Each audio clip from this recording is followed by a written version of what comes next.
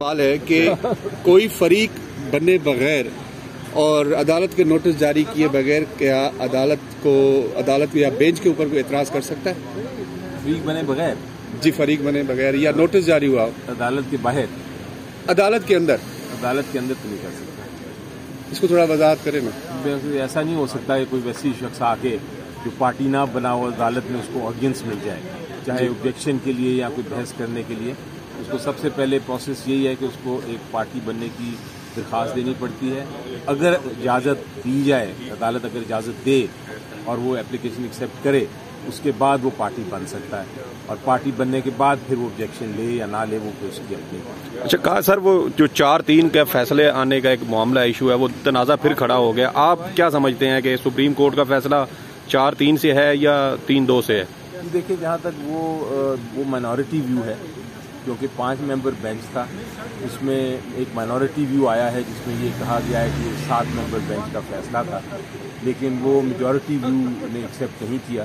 जो majority decision है वो उसके टॉप पे ही लिखा हुआ है जजमेंट के कि मेजॉरिटी ऑफ 3 to 2, और वो 5 ने साइन किया हुआ है।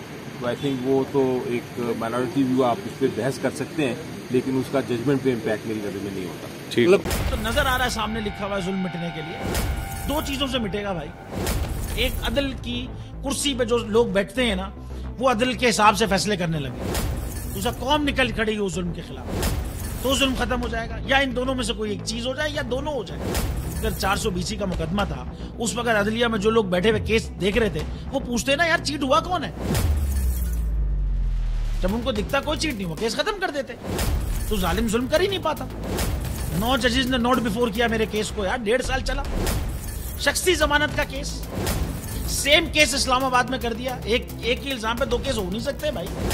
मतलब 60 दिन का वक्त होता है, 102 दिन के बाद मैं जीत गया, केस बरी हो गया, 102 दिन के बाद अपील फाइल की, एक्सेप्ट कर ली। नहीं करते ना एक्सेप्ट, खत्म हो जाता ना जुल्म यार। भरी अदालत में मुझे बरी कर दिया, फिर पता नहीं क्या हुआ, 2.5 घंटे बाद का नोट बिफोर, मैं नहीं सुनता ये केस।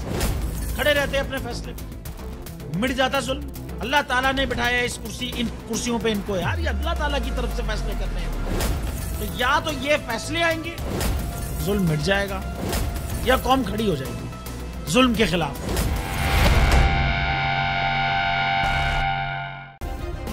सब्सक्राइब करें और बेल दबाएं ताकि कोई खबर रह न जाए।